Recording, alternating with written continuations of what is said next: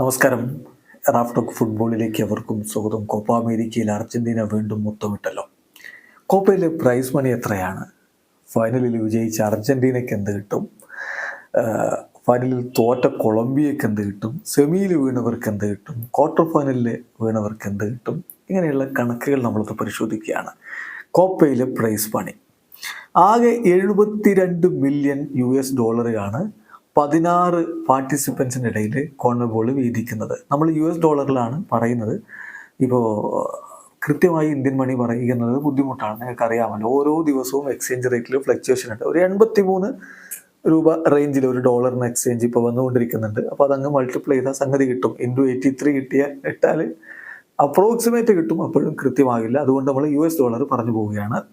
ഇപ്പം 16 പാർട്ടിസിപ്പൻസിന് 72 million US$ കൊടുക്കുന്നത്. അപ്പോൾ എല്ലാ ടീമുകൾക്കും, ഈ കോമ്പറ്റീഷനിൽ പങ്കെടുക്കുന്ന എല്ലാ ടീമുകൾക്കും ഓൾറെഡി 20 ലക്ഷം US$ കൊടുക്കുന്നുണ്ട്.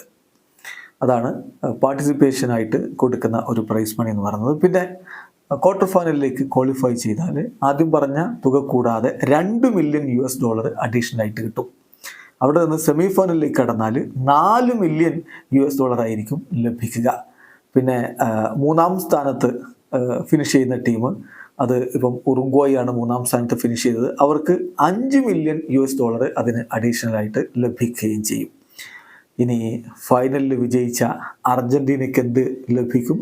അതുപോലെ തന്നെ റണ്ണേഴ്സ് അപ്പിന് എന്ത് ലഭിക്കും എന്നുള്ളതാണ് ചോദ്യം. കൊളംബിയ, ആദ്യം റണ്ണേഴ്സ് അപ്പിൻ്റെ കാര്യം പറയാം. റണ്ണേഴ്സ് അപ്പിന് 6 മില്യൺ US$ ആയിരിക്കും ലഭിക്കുക.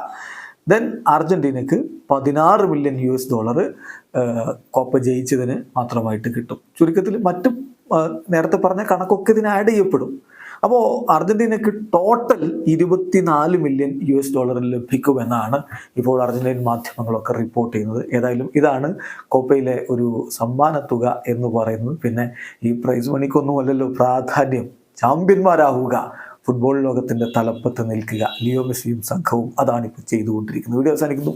ഫുട്ബോൾ ലോകത്തെ കൂടുതൽ വിശേഷങ്ങളുമായി റാഫ്റ്റോക്സ് കൊണ്ടുവെക്കാം.